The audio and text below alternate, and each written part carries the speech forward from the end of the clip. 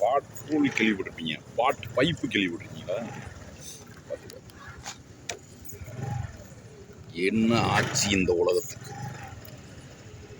இது என்ன போர் போடுறதுக்கு வச்சுருக்காங்களா என்னன்னு தெரியல. இதில் ஒருத்தன் மண்ணு விட்டானா என்ன ஆகும்? இங்கே சர்வேர் கண்ணி